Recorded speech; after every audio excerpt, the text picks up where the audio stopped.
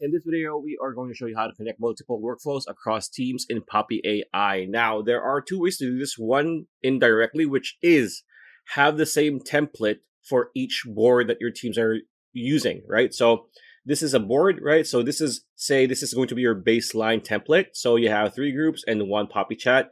So every time a new project is created, a new board is created, every manager should put this and set this up for each board, right? So that is how you can connect multiple workflows, pretty much, because everybody knows how their boards work, so they can easily connect with each other. The second one is through APIs, through integration. So how do you do that? You want to click here on the upper right corner. This is going to be your profile icon, like so.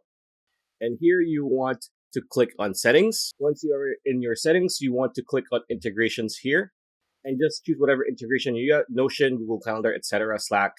And after that, you'll be able to connect multiple workflows at once using these integrations. And if you're interested in trying out Poppy AI, you can get a $25 discount when you click on the link in the description below. Pretty much it. That's a video. Hope you liked it. Like, comment, share, subscribe, ring that bell icon. We'll see you on the next video.